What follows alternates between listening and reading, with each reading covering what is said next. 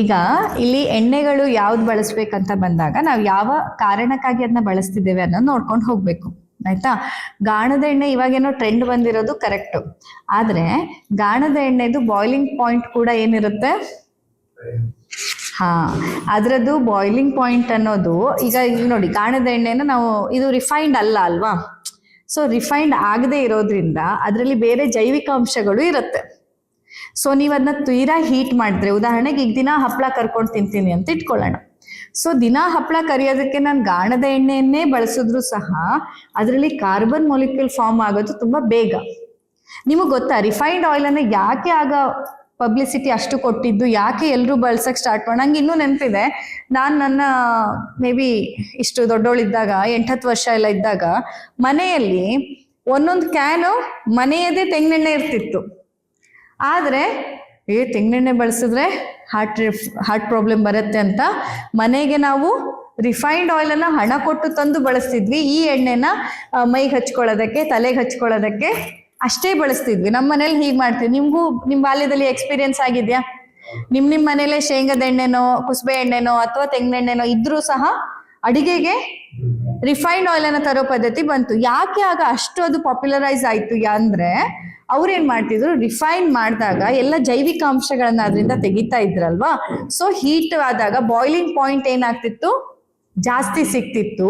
So ನೀವು ಅದ್ರಲ್ಲಿ ಏನಾದ್ರೂ ಡೀಪ್ ಫ್ರೈ ಮಾಡಿ ತಿಂದ್ರು ಸಹ ಕಾರ್ಬನ್ ಮೊಲಿಕ್ಯೂಲ್ಸ್ಗಳು ನಿಮ್ಗೆ ಸಿಗೋ ಸಾಧ್ಯತೆ ಕಡಿಮೆ ಅಂತ ಆ ಕಾನ್ಸೆಪ್ಟ್ ಬಂದಿದ್ದು. ಈಗ ಗಾಣದ ಎಣ್ಣೆಯನ್ನೇ ಬಳಕೆ ಮಾಡೋದಾದ್ರೂ ಹೇಗೆ ಅದು ಬೆಸ್ಟ್? ಹೀಟಿಂಗ್ ಈಗಲ್ಲ, ಡೀಪ್ ಫ್ರೈಡಿಗೆ ಯಾವತ್ತಿದ್ರು ನೋಡಿ ತುಪ್ಪ ಅಥವಾ ಎಣ್ಣೆ ಏನಿದೆ ಒಳ್ಳೆ ಆಪ್ಷನ್ ಅಲ್ಲ. ಗಾಣದ ಎಣ್ಣೆ ಕೂಡ ಒಳ್ಳೆ ಆಪ್ಷನ್ ಅಲ್ಲ. ಹಾಗಾಗಿ ಡೀಪ್ ಫ್ರೈಡ್ ಫುಡ್ ಅನ್ನೇ ಆದಷ್ಟು ಅವಾಯ್ಡ್ ಮಾಡಬೇಕು. ನೀವು ಡೀಪ್ ಫ್ರೈಡ್ ಮಾಡೋದಾದ್ರೆ ನಿಮ್ಮ ಆರೋಗ್ಯದಲ್ಲಿ ಈ ಗಾಣದ ಎಣ್ಣೆ ಬಳಸಿದಾಗ ರೀಹೀಟ್ ಮಾಡೋದಂತೂ ಮಾಡ್ಲೇಬಾರ್ದು. ಕೆಲವ್ರು ಏನ್ ಮಾಡ್ತಾರೆ, ಅದನ್ನ ಒಮ್ಮೆ ಡೀಪ್ ಫ್ರೈ ಮಾಡಿಬಿಟ್ಟು ಆಮೇಲೆ ಅದನ್ನ ಒಗ್ಗರಣೆಗೆ ಹಾಕಿ ಖಾಲಿ ಮಾಡ್ತಾರೆ ಸ್ವಲ್ಪ ಸ್ವಲ್ಪ ಅಂತ. ಬಟ್ ಅಗೇನ್ ನಿಮ್ ಹೊಟ್ಟೆಗೆ ತಾನೇ ಅದು ಹೋಗ್ತಾ ಇರೋದು. ಅದ್ರ ಬದಲು ಅದನ್ನ ಮಣ್ಣಿಗೆ ಗೊಬ್ಬರಕ್ಕೆ ಸೇರಿಸ್ಬಿಟ್ಟು ಗಿಡಗಳಿಗೆ ಹಾಕೋದು ಬೆಟರ್. ಯಾಕಂದ್ರೆ ಆಮೇಲೆ ನಾವು ನಮ್ಮ ಹೃದಯದ ಸಮಸ್ಯೆ ಅದು ಇದು ಅಂತ ಒದ್ದಾಡೋದಕ್ಕಿಂತ, ಬಿಕಾಸ್ ಶುದ್ಧ ಎಣ್ಣೆ ಗಾಣದ ಎಣ್ಣೆ ಅಂತ ಬಂದಾಗ ಅಲ್ಲಿ ಬಾಯ್ಲಿಂಗ್ ಪಾಯಿಂಟ್ ಕಡಿಮೆ ಇರುತ್ತೆ. ಅಥವಾ ಅದು ಹೀಟ್ ಆಯ್ತು ಅಂತಂದ್ರೆ ಅದ್ರಲ್ಲಿರುವಂತ ಈಗ ರಿಫೈನ್ ಆಗದೆ ಇರೋದ್ರಿಂದ ಅದು ಜಸ್ಟ್ ಫಿಲ್ಟರ್ ಮಾಡಿರ್ತೇವೆ ಅಲ್ವಾ, ಅದನ್ನ ಯಾವತ್ತು ಆ ಹೈ ಹೀಟಿಂಗ್ ಪಾಯಿಂಟಿಗೆ ಅದು ಸೂಟೇಬಲ್ ಅಲ್ಲ. ಯಾವ ರೀತಿ ಬಳಸ್ಬೋದು ಅದನ್ನ? ಈಗ ದೋಸೆ ಹಾಕ್ತಿದ್ದೀರಾ ಅಂತಂದ್ರೆ ದೋಸೆ ಮೇಲೆ ಚೆನ್ನಾಗಿ ಹೊಯ್ದು ಎಣ್ಣೆ ಬಳಸೋದಲ್ಲ. ದೋಸೆಯನ್ನ ಕಾವಲಿಗಷ್ಟೇ ಒರ್ಸಕ್ಕೆ, ನಮ್ಮಲ್ಲಿ ಅದನ್ನ ಚುಟ್ಟಿ ಹಚ್ಚೋದು ಅಂತ ಹೇಳ್ತೀವಲ್ಲ, ದೋಸೆ ಕಾವಲಿ ತಿಕ್ಕಕ್ಕಷ್ಟೇ ಎಣ್ಣೆ. ಆಮೇಲೆ ದೋಸೆಯನ್ನು ತೆಗೆದ ತಕ್ಷಣ ಬಿಸಿ ಬಿಸಿ ಎಣ್ಣೆಯನ್ನು ಹಾಕಿ ಇಡೋದು. ತಿನ್ನೋವಾಗ ಬೇಕಿದ್ರೆ ಅದ್ರ ಮೇಲೆ ಎಣ್ಣೆ ಹಾಕಿ ತಿನ್ಬಹುದು. ಅಥವಾ ದೋಸೆಗೆ ತುಪ್ಪ ಬೆಣ್ಣೆ ತುಪ್ಪ ಮತ್ತೆ ಬೆಲ್ಲ ಆ ತರ ಹಚ್ಚಿ ತಿನ್ಬಹುದು. ನಮ್ ಹಿರಿಯರು ಹೀಗೆ ತಿಂತಾ ಇದ್ದಿದ್ದು. ಕಾವಲಿ ಮೇಲೆ ಫುಲ್ ನಮ್ ತರ ಈಗ ಇದು ಅರ್ಧ ಲೀಟರ್ ತುಪ್ಪ ಹಾಕೊಂಡು ತಿಂತಿರ್ಲಿಲ್ಲ. ತುಪ್ಪ ಅಲ್ವಾ ಒಳ್ಳೇದು ಇದು. ಹಂಗಲ್ಲ. ಹಾಗೂನು ಮನೆಯಲ್ಲಿ ಹಾಕ್ತಾ ಇದ್ರೆ ಏನ್ ಹಾಕ್ತಿದ್ರು, ಬೆಣ್ಣೆ ಹಾಕ್ತಿದ್ರು. ಯಾಕೆ ಗೊತ್ತಾ? ಬೆಣ್ಣೆಯನ್ನ ಕಾವಲಿ ಮೇಲೆ ಹಾಕಿದಾಗ ಅದು ಮೆಲ್ಟ್ ಆಗಿ ತುಪ್ಪ ಆಗತ್ತೆ. ಅದೇ ನೀವು ತುಪ್ಪನೇ ಹಾಕಿದಾಗ ರೀಹೀಟ್ ಆಗತ್ತೆ ಮತ್ತೆ ಅದು. ಹಾಗಾಗಿ ತುಪ್ಪ ಎಲ್ಲ ಡೈರೆಕ್ಟ್ ಹಚ್ಕೊಂಡು ತಿನ್ನಕ್ಕೆ ಬೆಸ್ಟ್. ಮೇಲೆ ಕಾವಲಿ ಮೇಲೆ ಹಾಕೋದಾದ್ರೆ ಬೆಣ್ಣೆ ಹಾಕ್ಬೋದು, ಅದು ಮನೇಲಿ ಮಾಡಿರೋ ಬೆಣ್ಣೆ ಆದ್ರೆ ಅದು ಬೆಸ್ಟ್ ಆ ಥರದಲ್ಲಿ. ಸೊ ಅಡಿಗೆಗೆ ಅಂತ ಆದಷ್ಟು ಎಣ್ಣೆನ ಕಡಿಮೆ ಬಳಸೋದಾದ್ರೆ ಗಾಣದ ಎಣ್ಣೆಯಲ್ಲಿ ನೀವು ಕೊಬ್ಬರಿನ, ಶೇಂಗಾನ, ಹುಚ್ಚೆಳ್ಳು ಅಥವಾ ನಿಮ್ಮ ನೇಟಿವ್ ಅಲ್ಲಿ ಏನ್ ಸಿಗತ್ತೆ, ನಿಮ್ಗೆ ಪ್ಯೂರ್ ಫಾರ್ಮ್ ಅಲ್ಲಿ ಯಾವ್ದು ಸಿಗತ್ತೆ ಯಾವ್ದಾದ್ರೂ ಬಳಸಿ, ತೊಂದರೆ ಇಲ್ಲ. ಬಟ್ ಯಾವ್ದನ್ನೇ ಆದ್ರೂ ಅತಿಯಾಗಿ ಬಳಸಬಾರ್ದು. ಅದರ ಪ್ರಪೋರ್ಷನ್ ತುಂಬಾ ಕಡಿಮೆ ಇರ್ಬೇಕು. ಈಗ ಇಲ್ಲಿ ನಮ್ ಕಿಚನ್ ಅಲ್ಲಿ ನಿಮ್ಗೆ ವೀಕ್ಲಿ ಒನ್ಸ್ ಅವ್ರದ್ದು ಶೆಫಿನ್ ಕ್ಲಾಸ್ ಇರುತ್ತೆ ಆಯ್ತಾ, ಅವ್ರು ನಿಮ್ಗೆ ಹೇಳ್ತಾರೆ, ರೆಸಿಪೀಸ್ ಹೇಳ್ತಾರೆ. ನೀವು ಕೇಳಿ ನೋಡಿ, ದಿವ್ಸಕ್ಕೆ ಇಲ್ಲೊಂದು 150 ಜನರಿಗೆ ಸಾಂಬಾರ್ ಮಾಡ್ಬೇಕಂತಂದ್ರೆ ಇಡೀ 150 ಜನರಿಗೆ ಸೇರಿ ಎಷ್ಟು ಎಣ್ಣೆ ಹಾಕ್ತೀರಾ ಅಂತ ಕೇಳಿ ಅವರಿಗೆ. ಈಗ ಎಲ್ಲ ಸ್ಟಾಫ್ ಹೊರಗಡೆಯವ್ರಂತೆಲ್ಲ ತುಂಬಾ ಜನ ಇದ್ರು ಇಡೀ 150 ಜನಕ್ಕೆ ಸೇರಿ ಸರಿಯೋ ನೆಟ್ಟಿಗೆ ಒಂದ್ ಸೌಟ್ ಎಣ್ಣೆ ಹಾಕಲ್ಲ ಸಾಂಬಾರ್ ಇದಕ್ಕೆ ಅಷ್ಟೇ. ಒಗ್ಗರಣೆಗೆ ಎಷ್ಟಪ್ಪ, ತೀರಾ ಮಿನಿಮಮ್. ಹಾಗೆ ಡ್ರೈ ಒಗ್ಗರಣೆ ಮಾಡಿದ್ರು ನಡೆಯುತ್ತೆ, ಆದ್ರೂ ಹಾಕ್ಬೇಕಲ್ಲ ಅಂತ ಅವ್ರ ಸಮಾಧಾನಕ್ಕೆ ಅವರು ಅಷ್ಟನ್ನೇ ಹಾಕೋದು. ಈಗ ನಿಮ್ ಇಷ್ಟು ಜನಕ್ಕೆ, ಈಗ 25 ಜನಕ್ಕೆ ಸೇರಿ ಅಡಿಗೆ ಮಾಡೋದಕ್ಕೆ ಹಾರ್ಡ್ಲಿ 4-5 ಟೀ ಸ್ಪೂನ್ ಎಣ್ಣೆ ಅವ್ರು ಬಳಸ್ಬೋದು ಅಷ್ಟೇ. ನೀವು ಮನೇಲಾದ್ರೆ ಎಷ್ಟು ಬಳಸ್ತೀರಾ? 2-3 ಜನಕ್ಕೆ ಮಾಡಕ್ಕೇನೆ ಒಂದ್ ಸೌಟ್ ಎಣ್ಣೆ ಹಾಕಿ ಚೆನ್ನಾಗಿ ರುಚಿ ಆಗ್ಲಿ ಅಂತ ಮಾಡ್ತೀರಾ. ಬಟ್ ಅದು ಆರೋಗ್ಯಕ್ಕೆ ಒಳ್ಳೇದಲ್ಲ. ಎಷ್ಟು ಮಿನಿಮಮ್ ಆಗಿ ಅದನ್ನ ಹೀಟ್ ಮಾಡಕ್ಕೆ ಉಪಯೋಗಿಸ್ತೀರೋ ಅಷ್ಟು ಒಳ್ಳೇದು. ಬೇಕಾಗಲ್ಲ, ತುಂಬ ಕಡಿಮೆಲಿದ್ರೂ ತಿನ್ನಕ್ಕಾಗತ್ತೆ. ಅದು ರೂಢಿ ಮಾಡ್ಕೋಬೇಕು ನೀವು. ಎಲ್ಲ ಮಸಾಲೆ ತಿಂದು ತಿಂದು ತಿಂದು ನಾವು ಒಂಥರ ಅದು ಹ್ಯಾಬಿಟ್ ಆಗ್ಬಿಟ್ಟಿದೆ. ಬೇರೆ ಎಲ್ಲ ದುಶ್ಚಟಗಳ ಹಾಗೆ ಇದು ಒಂಥರ ಚಟ ಆಗ್ಬಿಟ್ಟಿದೆ. ಹಂಗಾಗಬಾರ್ದು. ಸೊ ಎಣ್ಣೆಯನ್ನು ಯಾವ್ದು ಬಳಸ್ತೀರಾ ಅನ್ನೋದು ನಿಮ್ಮ ನಿಮ್ಮ ನೇಟಿವ್ ಲ್ಯಾಂಡಿಗೆ ಡಿಸೈಡ್ ಆಗಬೇಕು. ಸೊ ಮಲೆನಾಡಿನ ಕಡೆಯಲ್ಲಿ ಅಥವಾ ಈಗ ಬಯಲುಸೀಮೆಲಾದ್ರೆ ನಿಮಗೆ ಕುಸುಬೆ ಎಣ್ಣೆ, ಹುಚ್ಚೆಳ್ಳೆಣ್ಣೆ ಅಥವಾ ಶೇಂಗಾ ಎಣ್ಣೆ ಅದು ಒಳ್ಳೇದು. ಹಾಗೆ ನಮ್ಮ ಈ ಕರಾವಳಿ ಪ್ರದೇಶಕ್ಕೆ ಬಂದರೆ ತೆಂಗಿನ ಎಣ್ಣೆ ಒಳ್ಳೇದು. ಮಲೆನಾಡಿಗೆ ನೀವು ಹೋದಾಗ ಅಲ್ಲಿ ಸಿಗುವಂತಹ ಈ ಕುಸುಬೆ ಎಣ್ಣೆ ಅಷ್ಟೇ ಅಲ್ಲದೆ ನಿಮಗೆ ಇದ್ರದ್ದು ಸನ್ಫ್ಲವರ್ ಇಂದು ಸೀಡ್ಸ್ ಆಯಿಲ್ಸ್ ಇಂದು ಅಂಥದ್ದೆಲ್ಲ ನೀವು ಬಳಸ್ಬೋದು. ಬಟ್ ಯಾವುದನ್ನೇ ಆದರೂ ದಯವಿಟ್ಟು ಮಿತವಾಗಿ ಬಳಸಿ, ಜಾಸ್ತಿ ಬಳಸಕ್ಕೆ ಹೋಗಬೇಡಿ. ಮತ್ತೆ ಎಣ್ಣೆನಾದ್ರೂ ನೋಡಿ, ರೊಟ್ಟಿ ಒಣ ರೊಟ್ಟಿ ಮಾಡ್ತಾರೆ, ಆದರೆ ರೊಟ್ಟಿಗೆ ಹಚ್ಕೊಂಡು ತಿನ್ನಕ್ಕೆ ಚಟ್ನಿ ಪುಡಿ ಎಣ್ಣೆ ಹಾಕೋತಾರೆ, ನೋಡಿದ್ದೀರಾ? ಯಾಕಂದ್ರೆ ಚಟ್ನಿ ಪುಡಿಯಲ್ಲಿ ಕೂಡ ಎಲ್ಲ ಆಯಿಲ್ ಕಂಟೆಂಟ್ ಇರೋದು. ಯಾವ್ದ್ರ ಚಟ್ನಿ ಪುಡಿ ಮಾಡಿದ್ರೆ ಶೇಂಗಾದ್ ಮಾಡ್ತಾರೆ, ಇಲ್ಲ ಕೊಬ್ಬರಿದ್ ಮಾಡ್ತಾರೆ, ಎರಡರಲ್ಲೂ ಆಯಿಲ್ ಕಂಟೆಂಟ್ ಇದೆ. ಮೇಲಿಂದ ಅದಕ್ಕೆ ಎಣ್ಣೆ ಹಚ್ಚಿ ತಿಂತಾರೆ. ಯಾಕಂದ್ರೆ ಈ ಡ್ರೈನೆಸ್, ಸಿರಿಧಾನ್ಯಗಳು ಡ್ರೈ, ಎಕ್ಸ್ಟ್ರೀಮ್ಲಿ ಡ್ರೈ. ಮಿಲ್ಲೆಟ್ಸ್ಗಳೇನಿದೆ ಅಲ್ವಾ, ಅದು ತುಂಬಾ ಡ್ರೈ ಇರೋದ್ರಿಂದ ದೇಹದಲ್ಲಿ ವಾತವನ್ನ ಹೆಚ್ಚು ಮಾಡುವ ಸಾಧ್ಯತೆ ಇರುತ್ತೆ. ಅತಿಯಾಗಿ ಸಿರಿಧಾನ್ಯ ತಿಂದಾಗ ಬಾಡಿಯಲ್ಲಿ ವಾತ ಹೆಚ್ಚಾಗತ್ತೆ. ಅದನ್ನ ಕಂಪೆನ್ಸೇಟ್ ಮಾಡೋದಕ್ಕೆ ನಮ್ಮ ಹಿರಿಯರು ಏನ್ ಪ್ರಾಕ್ಟೀಸ್ ಮಾಡಿದ್ದು, ಚಟ್ನಿ ಪುಡಿಯಲ್ಲೂ ಇರೋದು ಅದೇ. ಹಾಗೇನೆ ನಿಮ್ಗೆ ಅದ್ರ ಮೇಲಿಂದ ಮತ್ತೆ ಎಣ್ಣೆ ಹಚ್ಕೊಂಡು ತಿನ್ನುವಂತಹ ರೂಢಿ ಇಟ್ಟಿರೋದು. ಸೊ ಈ ರೀತಿಯಾಗಿ ಆಹಾರ ಪದ್ಧತಿಯಲ್ಲಿ ಯಾವುದನ್ನೇ ನೀವು ತಿಂದ್ರೂ ಮಿತವಾಗಿ ತಿಂದ್ರೆ ಆರೋಗ್ಯ ಚೆನ್ನಾಗಿರತ್ತೆ. ಹೆಲ್ದಿ ಅಂತ ಹೇಳ್ಕೊಂಡೆ ಆದ್ರೂ, ಹೆಲ್ದಿ ಸ್ಟಫೇ ಆದ್ರೂ ಅತಿಯಾಗಿ ತಿಂದ್ರೆ ಒಳ್ಳೇದಲ್ಲ. ಆಯಿಲ್ ಅಂತೂ ಡೀಪ್ ಫ್ರೈ ಮಾಡೋದಕ್ಕೆ ಬೇಡವೇ ಬೇಡ ಅಂತಾನೆ ನಾನು ಹೇಳೋದು. ಹಂಗೂ ಮಾಡೋದಾದ್ರೆ ಇದ್ದಿದ್ರಲ್ಲಿ ಸನ್ಫ್ಲವರ್ ಆಯಿಲ್, ಗಾಣದಿಂದ ತಯಾರಿಸಿದ ಸನ್ಫ್ಲವರ್ ಆಯಿಲ್ ಏನಿದೆ ಇರೋದ್ರಲ್ಲಿ ಹೀಟ್ ಮಾಡೋದಕ್ಕೆ ಅದು ಬೆಸ್ಟ್ ಅಂತ ಹೇಳೋದು. ಅದೂ ಅತಿಯಲ್ಲ. ಮತ್ತೆ ನಾನು ಹೇಳಿದ್ದೀನಂತ ಎಲ್ಲದನ್ನೂ ಅದರಲ್ಲೇ ಕರೆದು ದಿನ ತಿನ್ನೋದಲ್ಲ. ಅಪರೂಪಕ್ಕೆ ಆವಾಗ ಯಾವಾಗ್ಲಾದ್ರೂ ನಿಮ್ಗೆ ಫ್ರೈಡ್ ತಿನ್ಬೇಕು ಬಟ್ ಹೊರಗಡೆದ್ ಬೇಡ ಅಂತಂದ್ರೆ ಸನ್ಫ್ಲವರ್ ಗಾಣದ ಎಣ್ಣೆ ಏನಿದೆ ಅದನ್ನ ಉಪಯೋಗಿಸಿ ನೀವು ಮಾಡ್ಬೋದು. ಯಾವುದೇ ಎಣ್ಣೆನಾದ್ರೂ ದಯವಿಟ್ಟು ರಿಯೂಸ್ ಮಾಡಬೇಡಿ. ಆಮೇಲೆ ನೋಡಿ, ಎಲ್ಲೋ ಒಂದು ಅದು 100, 200, 500 ರೂಪಾಯಿ ನಾವು ಉಳ್ಸಕ್ಕೋಸ್ಕರ ಲಕ್ಷ ಆಮೇಲೆ ಆಸ್ಪತ್ರೆಗಳಿಗೆ ಸುರಿಬೇಕಾಗತ್ತೆ. ಹಾಗಾಗಿ ದಯವಿಟ್ಟು ಆ ತಪ್ಪನ್ನ ಮಾಡಬೇಡಿ.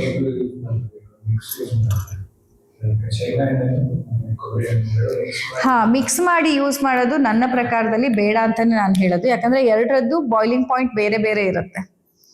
ಸೊ ಅದರದ್ದು ಕಾಂಬಿನೇಷನ್, ಈಗ ಒಂದು ಬೇಗ ಹೀಟ್ ಆಗೋದು, ಇನ್ನೊಂದು ಲೇಟಾಗಿ ಹೀಟ್ ಆಗೋದು. ಸೊ ಬೇಗ ಹೀಟ್ ಆಗೋದಲ್ಲಿ ಕಾರ್ಬನ್ ಮಾಲಿಕ್ಯೂಲ್ಸ್ ಅನ್ನ ಪ್ರೊಡ್ಯೂಸ್ ಮಾಡಿರುತ್ತೆ ಅಂಡ್ ಅದು ನಿಮ್ಮ ದೇಹದಲ್ಲಿ ಬ್ಲಾಕೇಜಸ್ ಅನ್ನ ಕ್ರಿಯೇಟ್ ಮಾಡೋ ಸಾಧ್ಯತೆ ಜಾಸ್ತಿ ಇರುತ್ತೆ.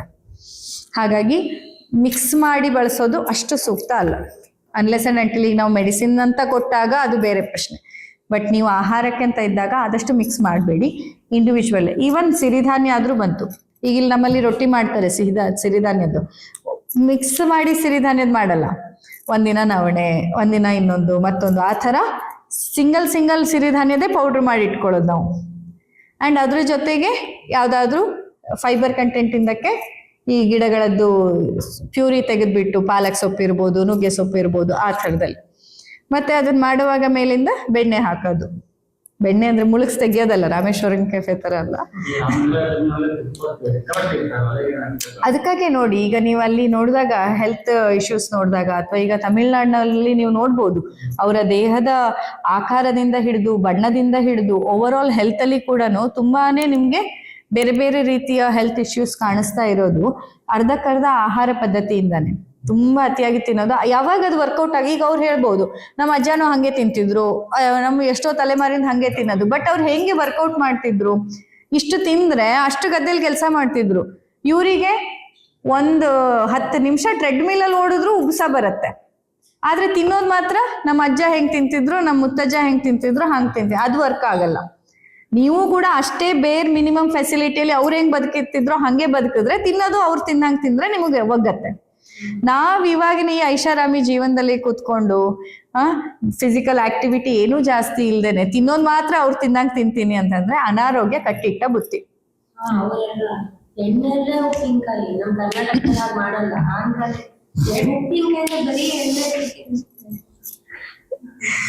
ಹಾಗೆ ಸರಿನಾ?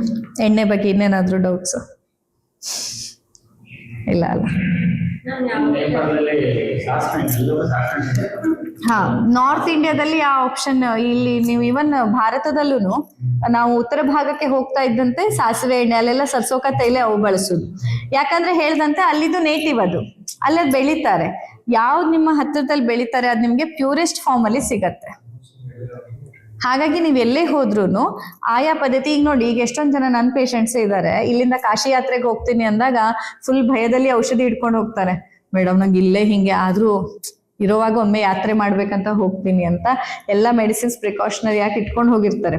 ಆದ್ರೆ ಅಲ್ಲಿ ಹೋದಾಗ ಆ ಥರ ಬೆಳಗಿಂದನೇ ಬರೀ ಪೂರಿ ತಿನ್ನೋದು, ಇನ್ನೊಂದು ತಿನ್ನೋದು, ಜಿಲೇಬಿ ತಿನ್ನೋದು, ಇವ್ರದ್ದು ನೇಟಿವೇ ಅಲ್ಲ ಅಂತ ಫುಡ್ ಎಲ್ಲ ಅಲ್ಲಿ ತಿಂದ್ರು ಆ ಟೈಮಲ್ಲಿ ಅವ್ರು ಆರಾಮಾಗಿ ಮುಗಿಸ್ಕೊ ಬಂದ ಯಾತ್ರೆ ಅಂತಾರೆ. ಅಂದ್ರೆ ಕೆಲವೊಂದಿಷ್ಟೆಲ್ಲ ಅಲ್ಲಿಯ ಕ್ಲೈಮೆಟಿಕ್ ಕಂಡೀಷನ್ಸಿಗೆ ನಮ್ಮ ದೇಹಕ್ಕೆ ಸೂಟ್ ಆಗುತ್ತೆ.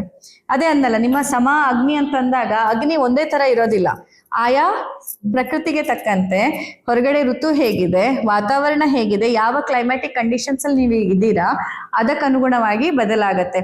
ಈಗ ಮೊನ್ನೆ ಒಬ್ರು ನನ್ನ ಪೇಷಂಟ್ USA ಹೋಗೋರು, ಅವರು ಇಲ್ಲಿಂದ ನಾನು ಒಂದು 5 ಲೀಟ್ರು 10 ಲೀಟ್ರು ಕೊಬ್ಬರಿ ಎಣ್ಣೆ ತಗೊಂಡು ಹೋಗ್ಬಿಟ್ರೆ ಅದು ಬೆಸ್ಟಾ, ನಾನು ಅದೇ ಬಟ್ ನಾನು ಅವ್ರಿಗೆ ಸಜೆಸ್ಟ್ ಮಾಡೋದು, ನಿಮ್ಗೆ ಅಲ್ಲಿ ಇವಾಗ ಆಲಿವ್ ಆಯಿಲ್ ಬೆಸ್ಟ್ ಕ್ವಾಲಿಟಿದು ಅಲ್ಲಿ ಸಿಗತ್ತೆ ಅಂದಾಗ ಇಲ್ಲಿಂದ ತೆಂಗಿನೆಣ್ಣೆ ತಗೊಂಡೋಗಿ ಅಲ್ಲಿ ಬಳಸೋ ಬದಲಿಗೆ ನೀವೇನ್ ಮಾಡ್ಬೇಕು, ಅಲ್ಲಿ ಏನು ನಿಮಗೆ ಚೆನ್ನಾಗಿ ಸಿಗತ್ತೆ ಅದನ್ನೇ ಬಳಸಿ, ಅದು ನಿಮ್ಗೆ ಹೆಲ್ಪ್ ಆಯ್ತು. ಬಟ್ ಯಾವ್ದನ್ನೇ ಆದ್ರೂ ಮಿತವಾಗಿ ಬಳಸಿ. ಈಗ ತಾಯಿ ಹಾಲಲ್ಲಿ ಏನು ಪ್ರಾಪರ್ಟೀಸ್ ಇದೆ, ಕೊಕೊನಟ್ ಆಯಿಲ್ ಅಲ್ಲಿ ಇದೆ ನೋಡಿ. ತೆಂಗಿನ ಗಿಡಕ್ಕೆ ನಮ್ಮಲ್ಲಿ ಕಲ್ಪವೃಕ್ಷ ಅನ್ನೋ ಮಾತಿದೆ, ಅದ್ರಲ್ಲಿ ಔಷಧೀಯ ಗುಣಧರ್ಮ ಅದ್ರದ್ದು ಇದ್ದೇ ಇದೆ, ನಾನು ಇಲ್ಲ ಅಂತ ಹೇಳ್ತಿಲ್ಲ.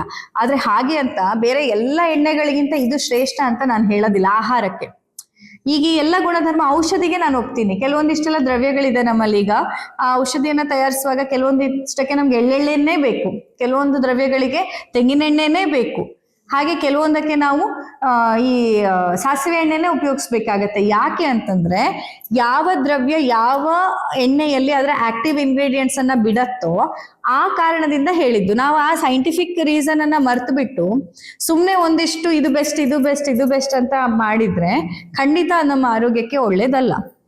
ನಾವು ಯಾವ್ದು ಬೆಸ್ಟ್ ಅಂತ ನೋಡಿದಾಗ ಎಲ್ಲದಕ್ಕೂ ಅದರದ್ದೇ ಆದಂತಹ ವೈಶಿಷ್ಟ್ಯತೆ ಇದ್ದೇ ಇರುತ್ತೆ. ತೆಂಗಿನ ಎಣ್ಣೆನೂ ಬೆಸ್ಟೇ, ಇಲ್ಲ ಅಂತ ನಾನು ಹೇಳ್ತಿಲ್ಲ. ಆದ್ರೆ ನಿಮ್ಗೀಗ ಉದಾಹರಣೆಗೆ ನೀವೇ ನಿಮ್ಮ ಗದ್ದೆಯಲ್ಲೇ ಶೇಂಗಾ ಇದೆ, ನಿಮ್ಮ ಊರಲ್ಲೇ ನೀವು ಶೇಂಗಾ ತೆಗೆದು ಎಣ್ಣೆ ಮಾಡಿಸ್ತೀರಾ. ಆದ್ರೆ ಜಸ್ಟ್ ಬಿಕಾಸ್ ಯಾರೋ ಹೇಳಿದ್ರು ಅಂತ ಹೇಳಿ ಎಲ್ಲೋ ನಿಮಗೆ ಗೊತ್ತಿಲ್ಲದೆ ಇರೋ ಜಾಗದಿಂದ ನೀವು ತೆಂಗಿನೆಣ್ಣೆನ ತರ್ತಿದ್ದೀರಾ ಅಂತಂದ್ರೆ ನಾನು ಅದನ್ನ ಸಪೋರ್ಟ್ ಮಾಡೋದಿಲ್ಲ ಅಂತ. ಕರೆಕ್ಟ್. ಸೊ ನೀವಿರೋ ವಾತಾವರಣಕ್ಕೆ ಮತ್ತೆ ನಿಮ್ಮ ಹತ್ತಿರದಲ್ಲಿ ಪ್ಯೂರೆಸ್ಟ್ ಫಾರ್ಮ್ ಅಲ್ಲಿ ಏನ್ ಸಿಗತ್ತೆ ಅದನ್ನ ಬಳಸಿ, ತೊಂದರೆ ಇಲ್ಲ. ಈಗ ನಿಮ್ಗೆ ಅಲ್ಲಿದ್ದಾಗ ಅಲ್ಲಿ ನಿಮ್ಗೆ ಸಾಸಿವೆ ಎಣ್ಣೆ ಸಿಗತ್ತೆ ಅಂತಂದಾಗ ಖಂಡಿತ ಅದು ಒಳ್ಳೆ ಕ್ವಾಲಿಟಿಲಿ ಸಿಗೋದಾದ್ರೆ ಅದನ್ನೇ ಬಳಸಿ. ಆದ್ರೆ ನಮಗೆ ಏನಾಗಿರುತ್ತೆ ಅದ್ರ ಟೇಸ್ಟ್. ಆದ್ರೆ ಈಗ ಅಲ್ಲಿಯವ್ರು ಬಂದಾಗ ಅವರಿಗೆ ಇಲ್ಲಿ ಹೇಳ್ತಾರೆ, ಈಗ ನಾರ್ತ್ ಇಂಡಿಯನ್ ಪೇಷಂಟ್ಸ್ ಬಂದ್ರೆ ಹೇಳ್ತಾರೆ ತೆಂಗಿನೆಣ್ಣೆ ವಾಸನೆ ಇಷ್ಟ ಆಗಲ್ಲ ಅಂತ. ಅಂದ್ರೆ ನಾವು ಒಗ್ಗರಣೆಗೆ ಎಲ್ಲ ಈಗ ತೆಂಗಿನೆಣ್ಣೆ ಬಳಸಿದ್ರೆ ಅವ್ರಿಗೆ ಇಷ್ಟ ಆಗಲ್ಲ, ಅವ್ರು ಹೇಳ್ತಾರೆ ಇದು ವಾಸನೆ ಅಂತ. ನಮಗೆ ಸಾಸಿವೆ ಎಣ್ಣೆ ವಾಸನೆ ಅಂತ ಅನ್ಸುತ್ತೆ, ಯಾಕಂದ್ರೆ ರೂಢಿ ಇರೋದಿಲ್ವಲ್ಲ, ಹಾಗೆ ಅಷ್ಟೇ. ಸೊ ನಿಮ್ಮ ನೇಟಿವ್ ಫುಡ್ ಏನಿದೆ ಅದನ್ನ ನೀವು ಬಳಸಿ, ಯಾವ್ದು ಪ್ಯೂರೆಸ್ಟ್ ಆಗಿ ಸಿಗತ್ತೆ ಅದನ್ನ ಬಳಸಿ. ಅಲ್ಟಿಮೇಟ್ಲಿ ಏನ್ ಸಿಕ್ಕಿದ್ರೂ ಅದು ಅಮೃತ ಅಂದ್ಕೊಂಡು ತಿನ್ನಿ ಅಷ್ಟೇ, ಅದು ಮುಖ್ಯ. ಅಲ್ಲಿಗೆ ಏನ್ ಮಾಡಿದೀರ ಯಾವ ಎಣ್ಣೆ ಅನ್ನೋಕ್ಕಿಂತ ನಿಮ್ಮ ಮನಸ್ಥಿತಿ ಹೆಂಗಿದೆ. ತಿನ್ನೋವಾಗ ಬಟ್ಲಲ್ಲಿರೋದನ್ನ ಪ್ರೋಟೀನು ಕಾರ್ಬ್ಸು ಫೈಬರ್ ಅಂತ ನೋಡ್ಬೇಡಿ. ಬಟ್ಲಲ್ಲಿರೋದು ಅಮೃತ, ಇದು ಜೀವನೀಯ ದ್ರವ್ಯ, ನನ್ನ ದೇಹದಲ್ಲಿರೋ ಅಂಗಾಂಗಗಳಿಗೆ ಪುಷ್ಟಿಯನ್ನ ಕೊಡೋದು. ಅಂಡ್ ಈ ತಿಂದಿರೋ ಆಹಾರ ಏನಾಗತ್ತೆ, ನಿಮ್ ದೇಹದ ಅಂಗಾಂಗವಾಗಿ ಇಲ್ಲಿ ಕೂತಿದೆ. ಆ ಆಹಾರ ತನ್ನನ್ನು ತಾನು ಈ ಆತ್ಮಾಹುತಿ ದಾಳಿ ಮಾಡ್ತಾರಲ್ಲ ಹಂಗೆ ಅದು ತನ್ನನ್ನು ತಾನು ತ್ಯಾಗ ಮಾಡಿ ನಿಮ್ಮ ದೇಹವಾಗಿ ಪರಿವರ್ತನೆ ಆಗ್ತದೆ ಅಲ್ವಾ. ತಿಂದಿರೋ ದೋಸೆ ಎಲ್ಲೋಯ್ತು ದೋಸೆ? ಹೊರಗೋಗಿಲ್ಲ, ಹೊರಗೋಗಿರೋದು ಕಕ್ಕ, ಅದು ದೋಸೆ ಅಲ್ಲ. ಎಲ್ಲೋಯ್ತು? ನಿಮ್ಮ ದೇಹದ ಅಂಗಾಂಗಗಳಾಗಿ ನಿಮ್ಮೇಲೆ ಕೂತಿದೆ. ಇಷ್ಟು ದಿನ ಹುಟ್ಟದಾಗ್ಲಿಂದ ಇಲ್ಲಿವರೆಗೆ ಎಷ್ಟು ದೋಸೆ ತಿಂದಿದ್ದೀರಾ ಹೇಳಿ? ಅಷ್ಟು ದೋಸೆ ಇಲ್ಲಿದೆ, ಇಲ್ಲೊಂದು ದೋಸೆ ಇದೆ, ಇಲ್ಲೊಂದು ದೋಸೆ ಇದೆ ಅಲ್ವಾ. ನಿಮ್ಮ ದೇಹದ ಅಂಗಾಂಗಗಳಾಗಿ ಪರಿವರ್ತನೆ ಆಗಿದೆ. ಸೊ ನಿಮಗೋಸ್ಕರ, ನಿಮ್ಮ ಆರೋಗ್ಯಕ್ಕೋಸ್ಕರ ತಾನು ತನ್ನನ್ನ ಪರಿವರ್ತನೆ ಮಾಡ್ಕೊಳ್ತಾ ಇರುವಂತಹ ಆ ಆಹಾರದ ಬಗ್ಗೆ ನಿಮ್ಗೆ ಗೌರವ ಇರಬೇಕು. ನಾವು ಜಸ್ಟ್ ಬಿಕಾಸ್ ಮದುವೆ ಆಗಿ ಬಂದು ಗಂಡನ ಮನೇಲಿದ್ದು ನಿನಗೋಸ್ಕರ ನಾನು ಎಷ್ಟು ಬದಲಾದೆ, ಎಷ್ಟು ತ್ಯಾಗ ಮಾಡಿದೆ ಅಂತ ನಾವು ಮಹಿಳೆಗೆ ಎಷ್ಟೋ ದೊಡ್ಡ ಸ್ಥಾನಮಾನವನ್ನ ಕೊಡ್ತೀವಿ. ಅದಕ್ಕೂ ದೊಡ್ಡ ಸ್ಥಾನ ನೀವು ನಿಮ್ಮ ಆಹಾರಕ್ಕೆ ಕೊಡ್ಬೇಕು. ನಿಮ್ಮ ಎದುರುಗಡೆ ಇರೋ ಪ್ಲೇಟು ಇದು ಫೈಬರ್, ಇದು ಫ್ಯಾಟ್, ಇದು ಪ್ರೋಟೀನ್, ಈ ಎಲ್ಲ ಕ್ಯಾಲ್ಕುಲೇಷನ್ ಬಿಟ್ಬಿಡಿ. ತಿನ್ನೋವಾಗ ಏನ್ ಸಿಕ್ಕಿದೆ ಅದು ಅಮೃತ. ಅದು ಸಿಕ್ಕಿದ್ದು ನನ್ನ ದೇಹವನ್ನ ಹೋಗಿ ನನ್ನ ದೇಹದ ಅಂಗಾಂಗವಾಗಿ ಪರಿವರ್ತನೆ ಆಗತ್ತೆ ಅನ್ನೋ ಸಂಕಲ್ಪ ಮಾಡಿ ನೀವು ತಿಂದಿದ್ದೇ ಹೋದಾದ್ರೆ ನಿಮಗೆ ಅನಾರೋಗ್ಯ ಬರೋದಿಲ್ಲ, ನಿಮ್ಮಿಂದ ದೂರ ಇರುತ್ತೆ. ನಾವಾದ್ರೆ ತಿಂತಾನೆ ಛೇ ಇದರಲ್ಲಿ ಕಾಪ್ಸ್ ಹೆಚ್ಚಿದೆ, ಇದರಲ್ಲಿ ಇದು ಫ್ಯಾಟ್ ಹಿಂಗಿದೆ, ಇದು ಹಿಂಗಿದೆ, ಈ ತರ ನೀವು ಕ್ಯಾಲ್ಕುಲೇಷನ್ ಮಾಡ್ತಾ ತಿಂತ ಬಾಡಿಯಲ್ಲಿ ಏನಾಗುತ್ತೆ, ನೀವು ಅದನ್ನೇ ಮ್ಯಾನಿಫೆಸ್ಟ್ ಮಾಡ್ತೀರಾ. ನೋಡಿ, ವಾಟರ್ ಎನರ್ಜಿ ಅಂತ ಹೇಳ್ತಾರಲ್ವಾ, ನೀವು ವಾಟರ್ ಮೇಲೆ ಕೈ ಇಟ್ಟು ಮ್ಯಾನಿಫೆಸ್ಟ್ ಮಾಡಿ ತಿನ್ನೋದು, ಕುಡಿಯೋದು, ಹಾಗೆ ತಾನೆ. ಮತ್ತೆ ಫುಡ್ ಇನ್ನೇನು, ಫುಡ್ಡನ್ನು ಇಟ್ಕೊಂಡಾಗ ಪೂರ್ತಿ ಆ ಫುಡ್ಡನ್ನ ಬೈಕೊಂಡು ನೀವು ತಿಂದ್ರೆ ಹಂಗೆ ಆಗತ್ತೆ. ಈಗ ನೀವು ನೋಡಿ, ಈಗ ಪಂಚಕರ್ಮದ ಟೈಮಲ್ಲಿ ಕೊಡುವಂತ ಆಹಾರ ಏನಿರುತ್ತೆ, ಇಲ್ಲಿ ಒಬ್ಸರ್ವ್ ಮಾಡಿರ್ಬೋದು, ಮೊಸರು ಕೊಡಲ್ಲ, ಆಮೇಲೆ ರಾತ್ರಿ ಹೊತ್ತು ಮಜ್ಜಿಗೆನೂ ಕೊಡಲ್ಲ. ಇಂಥದ್ದಂದ್ರೆ ಮೊಸರು, ಮಜ್ಜಿಗೆ, ಅಥವಾ ಈವನ್ ಫ್ಯಾಟ್ ಕಂಟೆಂಟ್ಗಳು ಅಥವಾ ಫ್ರೈಡ್ ಐಟಮ್ಸ್, ಈವನ್ ಅತಿಯಾದಂತಹ ತರಕಾರಿಗಳು, ಹೆಚ್ಚಿಗೆ ಪ್ರಮಾಣದ ಫೈಬರ್, ಇದು ಪಂಚಕರ್ಮ ಚಿಕಿತ್ಸೆಗೆ ಸೂಕ್ತ ಅಲ್ಲ. ಗೊತ್ತಾಯ್ತಾ? ಹಾಗಾಗಿ ಈ ಪ್ಲೇಟ್ ಅನ್ನು ನೋಡಿದಾಗ ಈ ಪ್ಲೇಟ್ ಇರೋದು ನಿಮ್ಮ ನಾಲಿಗೆಯ ಇಷ್ಟಕ್ಕೆ ಅಲ್ಲ, ಅಲ್ಲಿ ಏನ್ ನಿಮಗೆ ಚಿಕಿತ್ಸೆ ನಡೀತಾ ಇದೆ, ವಮನ, ವಿರೇಚನ, ಬಸ್ತಿ, ನಸ್ಯ, ರಕ್ತ ಮೋಕ್ಷಣ, ಆ ಚಿಕಿತ್ಸೆಗೆ ಅನುಕೂಲಕರವಾದ ಆಹಾರ ಇದು. ನೀವು ಜೀವನ ಪೂರ್ತಿ ಮಾಡೋದು ಬೇಡ. ಮನೆಗೆ ಹೋದ್ಮೇಲೆ ಇದನ್ನೇ ತಿನ್ನಿ ಅಂತ ನಾನು ಹೇಳಲ್ಲ. ಮನೆಗೆ ಹೋಗಾಗ ಏನ್ ತಿನ್ಬೇಕಂತ ನಾನು ಹೇಳ್ತೀನಿ, ಮತ್ತೆ ಅದನ್ನ ನೀವು ತಿನ್ನಿ ಮನೆಗೆ ಹೋದ್ಮೇಲೆ. ಆದ್ರೆ ಇಲ್ಲಿದ್ದಾಗ ಸಿಗುವಂತಹ ಆಹಾರ ಹೇಗಿರ್ಬೇಕು, ನಿಮ್ಮ ಚಿಕಿತ್ಸೆಗೆ ಅನುಕೂಲಕರ, ನಿಮಗೆ ಅನುಕೂಲ ಆಗಿರ್ಬೇಕಂತಿಲ್ಲ, ನಿಮ್ ಚಿಕಿತ್ಸೆಗೆ ಅನುಕೂಲಕರ ಆಗಿದ್ರೆ ಸಾಕು. ಸೊ ಅದನ್ನ ತಿನ್ನೋವಾಗ ನೀವು ಯಾವುದೇ ಆಹಾರವನ್ನಾದ್ರೂ ಅಷ್ಟೇ ತಿನ್ನೋವಾಗ ಅದನ್ನ ಕ್ಯಾಲ್ಕುಲೇಷನ್ ಮಾಡೋದ್ ಬಿಟ್ಬಿಡಿ. ಅಥವಾ ಒಂದಿನ ಜಂಕೆ ತಿನ್ನೋ ಅನಿವಾರ್ಯತೆ ಬಂತಪ್ಪ, ಎಲ್ಲೋ ಹೋಗಿದ್ವಿ, ಏನೂ ಸಿಕ್ಕಿಲ್ಲ, ಅಲ್ಲಿ ಬರೀ ನಿಮ್ಗೆ ಈಗ ನಾವು ಅಲ್ಲಿ ಮುಕ್ತಿನಾಥಗೆಲ್ಲ ಹೋದಾಗ ಅಲ್ಲಿ ವೆಜಿಟೇರಿಯನ್ಸಿಗೆ ಆಪ್ಷನ್ ಸಿಗೋದು ಒಂದು ಮ್ಯಾಗಿ, ಅದು ವೆಜ್ ಮ್ಯಾಗಿ ಸಿಗೋದೇ ಕಷ್ಟ, ಒಂದು ಚಾ ಇಷ್ಟು ಸಿಕ್ಕರೆ ಅದು ಕೋಲಾಹಲ, ಅದು ಸಿಗೋದು ಕಷ್ಟ. 2-3 ಕಿಲೋಮೀಟರ್ ನಡ್ಕೊಂಡು ಹೋಗ್ಬೇಕು, ಗೂಡಂಗಡಿಲಿ ಕೇಳ್ತಾ ಹೋಗ್ಬೇಕು. ಅಲ್ಲಿ ಮ್ಯಾಗಿ ಸಿಕ್ಕಿದ್ರು ಏನಿರುತ್ತೆ, ಚಿಕನ್, ಚಿಕನ್, ಇದು ನಾನ್ ವೆಜ್ ಇರೋದೇ ಜಾಸ್ತಿ. ವೆಜಿಟೇರಿಯನ್ ಹುಡುಕಿ ಅದನ್ನ ಮಾಡಿ ಸಿಕ್ಕದಾಗ್ಲೂ ಅಯ್ಯೋ ಮ್ಯಾಗಿನ ಕೆಮಿಕಲ್ಲ ಅಂತ ಹಂಗಲ್ಲ. ಆ ಕ್ಷಣಕ್ಕೆ ನಿಮ್ಗೆ ಸಿಕ್ಕಿದೆ ತಿನ್ನಕ್ಕೇನೋ ಒಂದು, ಅದು ಅಮೃತ. ಅದ್ರಲ್ಲಿ ಅದು ಜಂಕ, ಅದು ಹೆಲ್ದಿನ ಅನ್ಹೆಲ್ದಿನ ಸಂಬಂಧ ಇಲ್ಲ. ಇದು ಅಮೃತ ಸಿಕ್ಕಿದೆ, ನನ್ನ ದೇಹಕ್ಕೆ ಅದು ಅಮೃತನೇ ಆಗತ್ತೆ ಅಂತ ತಿಂದ್ರೆ ನಿಮ್ಗೆ ಏನೂ ಆಗೋದಿಲ್ಲ. ಆದ್ರೆ ನೀವೇನ್ ಮಾಡ್ತೀರಾ, ಹೊರಗೆ ಹೋದಾಗ ಬಿಡಿ, ಮನೇಲಿದ್ದಾಗ್ಲೂ ದಿನ ಲೆಕ್ಕ ಹಾಕೋದು, ಏನ್ ತಿಂತಿದ್ದೀನಿ, ಇದು ಸಾವಯವನ, ಇದು ಆರ್ಗ್ಯಾನಿಕ್ ಅಲ್ವಾ, ಮತ್ತೆ ಇದು ಕೆಮಿಕಲ್ಲ, ಇನ್ನೊಂದ ಮತ್ತೊಂದ ಲೆಕ್ಕಾಚಾರ ಮಾಡ್ಬಾರ್ದು. ಮಾಡೋದಿಲ್ಲ, ಅಡ್ಗೆಗಿನ್ ಮೊದಲು ಯೋಚನೆ ಮಾಡ್ಬೇಕು. ಸೊ ಒಮ್ಮೆ ಅಡಿಗೆ ಮಾಡಿ ನಿಮ್ ಪ್ಲೇಟಲ್ಲಿ ಬಂದಿದೆ ಅಂದ್ಮೇಲೆ ಅದೇನ್ ಬೇಕಾದ್ರೆ ಇರ್ಲಿ, ಅದು ಅಮೃತ ಅಂತ ನೀವು ತಿನ್ಬೇಕು, ಅಂದ್ರಷ್ಟೇ ನಿಮ್ಗೆ ಆರೋಗ್ಯ ಸಿಗತ್ತೆ. ಇಲ್ಲ ಅಂತಂದ್ರೆ ಆರೋಗ್ಯ ಸಿಗೋದಿಲ್ಲ. ಎಷ್ಟು ಹೆಲ್ದಿ ತಿಂದ್ರು, ಎಷ್ಟು ಕ್ಯಾಲ್ಕುಲೇಷನ್ ಮಾಡಿ ನೀವು ಫುಡ್ ಪ್ಲಾನ್ ಮಾಡಿ ತಿಂದ್ರು, ನಿಮ್ಮ ಮನಸ್ಥಿತಿ ಚೆನ್ನಾಗಿಲ್ಲ ಆ ಟೈಮಲ್ಲಿ, ಕಸಿವಿಸಿ ಇದೆ, ಬೇಜಾರಿದೆ, ಡೈನಿಂಗ್ ಟೇಬಲ್ ಅಲ್ಲಿ ಕೂತ್ಕೊಂಡು ನೀವು ಎಲ್ಲರ ಬಗ್ಗೆ ಬೇಜಾರು ಮಾತಾಡ್ಕೋತಾ ಇದ್ದೀರಾ, ಯಾರ್ಯಾರು ನಿಮಗೆ ನೋವು ಕೊಟ್ಟರು ಎಲ್ಲ ಹೇಳ್ತಿದ್ದೀರಾ ಅಂದ್ರೆ ಅದು ನಿಮಗೆ ಪ್ರಾಣ ಚೈತನ್ಯವನ್ನ ಹೆಚ್ಚಿಸ್ಲಿಕ್ಕೆ ಸಹಾಯ ಮಾಡೋದಿಲ್ಲ. ಅನ್ನಪೂರ್ಣೆ ಸದಾಪೂರ್ಣೆ ಶ್ಲೋಕದಲ್ಲಿ ಏನ್ ಹೇಳ್ತೀರಾ?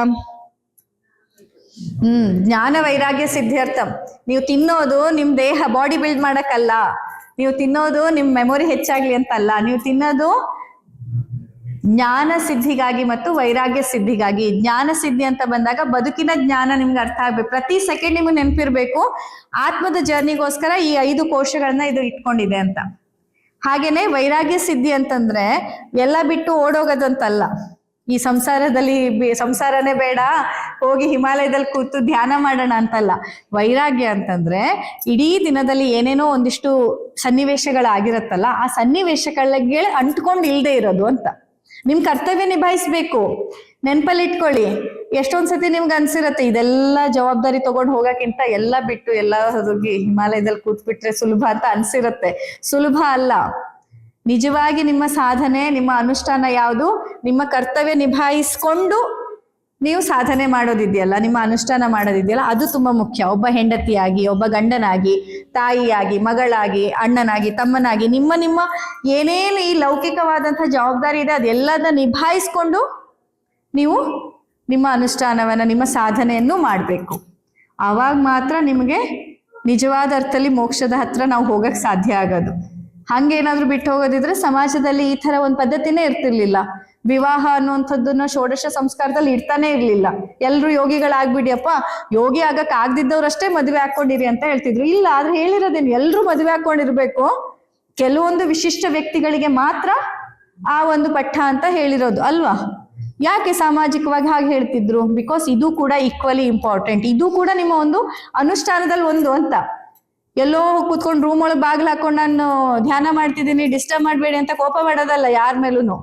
ಹೆಂಡತಿ ಮಕ್ಕಳು ಸಂಸಾರ ಎಲ್ಲದನ್ನ ನಿಭಾಯಿಸ್ಕೊಂಡು ಇರೋದು ಒಂದು ಧ್ಯಾನ, ಅದು ಒಂದು ಸಾಧನೆನೆ. ಅವರೆಲ್ಲ ಏನ್ ಟಾರ್ಚರ್ ಕೊಡ್ತಿದ್ರು, ಗಲಾಟೆ ಮಾಡ್ತಿದ್ರು ಎಲ್ಲಾ ಕೇಳಿಸ್ಕೊಂಡು ಶಾಂತವಾಗಿ ನೀವು ನಿಮ್ ಕೆಲಸ ಮಾಡ್ತಿದ್ದೀರಾ ಅಂದ್ರೆ ಅದು ಧ್ಯಾನನೇ. ಒಂದ್ ಮಗು ಪ್ಯಾ ಅನ್ನತ್ತೆ, ಇನ್ನೊಂದ್ ಮಗು ಅನ್ನತ್ತೆ, ಗಂಡ ಕ್ಯಾ ಅಂತಿರ್ತಾನೆ, ಅತ್ತೆ ಮಾವ ಇನ್ನೊಂದ್ ಅಂತಿರ್ತಾರೆ. ಆದ್ರೂ ನೀವು ಶಾಂತವಾಗಿ ನಿಮ್ ಕೆಲಸ ನೀವು ಮಾಡ್ಕೊಂಡು ನಗ್ತಾ ಇದ್ದೀರಾ ಅಂತಂದ್ರೆ ಅದು ಧ್ಯಾನನೇ. ಅದನ್ನ ನೀವು ಮಾಡ್ಬೇಕು. ಅದು ಸಿಗ್ಬೇಕಂದ್ರೆ ಆ ವೈರಾಗ್ಯ. ಇಲ್ಲಿ ವೈರಾಗ್ಯ ಅಂತಂದ್ರೆ ಅದಲ್ಲ, ಇದು ನಿಮ್ಮೆಲ್ಲ ಲೌಕಿಕವಾದ ಕೆಲಸಗಳನ್ನೆಲ್ಲ ನಿಭಾಯಿಸುವಾಗ ಎಲ್ಲಾ ಬರುವಂತ ಸನ್ನಿವೇಶಗಳು, ಭಾವನೆಗಳಿಗೆ ಡಿಟ್ಯಾಚ್ ಆಗುವಂಥದ್ದು. ಅದೆಲ್ಲ ಬರುತ್ತೆ. ಅವರು ಪ್ಯಾ ಅನ್ನೋದಂತಾರೆ, ಇವ್ರೇ ಅನ್ನೋದಂತಾರೆ. ಆದ್ರೆ ಇವ್ರು ಯಾರು ನನ್ನ ಶತ್ರುಗಳಲ್ಲ, ಇವರೇ ನನ್ನ ಜಗತ್ತು ಅನ್ನೋದನ್ನ ಅರ್ಥ ಮಾಡ್ಕೊಂಡು ನೀವು ನಿಮ್ಮ ಕರ್ತವ್ಯ ನಿಭಾಯಿಸೋದಿದೆಯಲ್ಲ, ಆ ವೈರಾಗ್ಯ ಈ ಫುಡ್ಡಿಂದ ಬರಬೇಕು ಅಂತ. ನೀವು ಯೋಚನೆ ಮಾಡೋದೇನು, ಈ ಫುಡ್ಡಿಂದ ನಂಗೆ ಇಷ್ಟು ಪ್ರೋಟೀನ್ ಬರಬೇಕು, ಈ ಫುಡ್ಡಿಂದ ನಂಗೆ ಇಷ್ಟು ಫೈಬರ್ ಬರಬೇಕು, ಇಲ್ಲ ಕಾನ್ಸ್ಟಿಪೇಷನ್ ಆಗುತ್ತೆ, ಈ ಫುಡ್ಡಿಂದ ನಂಗೆ ಇಷ್ಟು ಫ್ಯಾಟ್ ಬರಬೇಕು, ಹೆಲ್ದಿ ಫ್ಯಾಟ್ ಇಷ್ಟು ತಿನ್ಲೇಬೇಕು, ಹಿಂಗೆಲ್ಲ ಮಾಡ್ಕೊಂಡೆ ಅನಾರೋಗ್ಯ ಬರೋದು. ಅಂಥದ್ದೆಲ್ಲ ಬರಬಾರ್ದು. ಈ ಫುಡ್ಡಿಂದ ನಿಮ್ಗೆ ಏನ್ ಸಿಗ್ಬೇಕು? ಜ್ಞಾನ ಮತ್ತೆ ವೈರಾಗ್ಯ. ಜ್ಞಾನ ವೈರಾಗ್ಯ ಸಿದ್ಧಾರ್ಥ. ಭಿಕ್ಷಾಂ ದೇಹಿಚ ಪಾರ್ವತಿ. ಭಗವಂತನ ಭಿಕ್ಷೆ ಇದು ಅಂತ ಅಂದ್ಕೊಂಡು ಸುಮ್ಮನೆ ತಿನ್ಬೇಕು, ಆಗ ಆರೋಗ್ಯ ಸಿಗತ್ತೆ.